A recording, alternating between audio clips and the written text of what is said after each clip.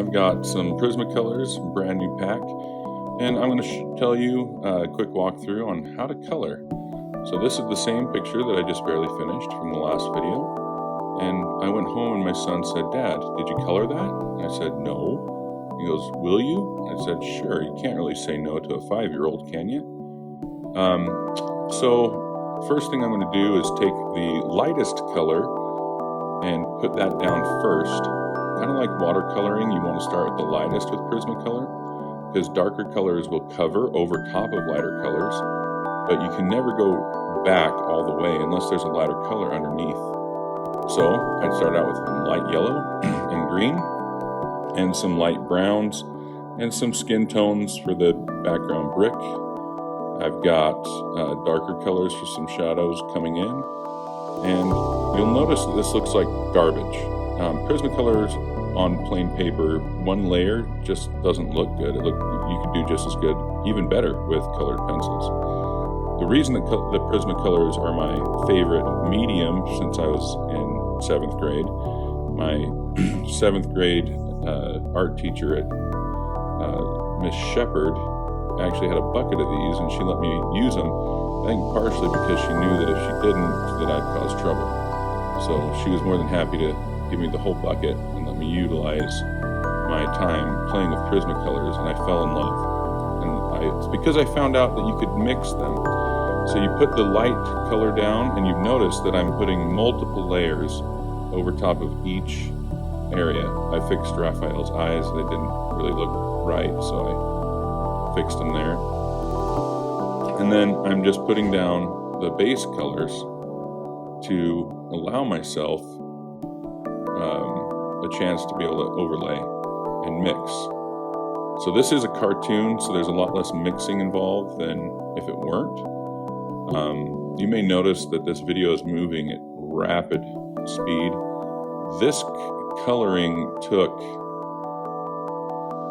probably over 2 hours to color this one page, compared to just drawing it took like 25-30 minutes. Coloring takes hours if you do it right. I apologize for the fuzziness. It autofocuses on my hand and the pencil rather than on the paper, but luckily every time I move my hand you can start to see the detail. So I'm already outlining some of the details with black, and that's how it starts to pop off the page. If you remember at the very beginning, this picture looked terrible. It was ugly. And now you can start to see that it's coming together. Never be scared to allow yourself to be patient. Take time to go through the process. And at the very beginning, when it looked terrible, don't quit. Because just adding experience in layers and layers, messing around with these, is the only reason I'm good at doing Prismacolor. I spent a lot of time coloring and making mistakes. Like I was mentioning before, when I was drawing, if you watch the previous video of me drawing, I made a lot of mistakes. This is the same drawing. As you can see, I changed the eyes, the mouth. I changed a lot of things in this drawing that makes it so that everything will just look really good. So I'm doing some of the final details in the background. The most tedious part that's going to be coming up is going to be the border around the card. It was my favorite part in the drawing process because I was able to see how everything came together. Notice how I was missing a bunch of details in the background, and I can just draw over top and mix and push the color to make it so that those objects appear. So Prismacolor is just very versatile. You can really mix it up and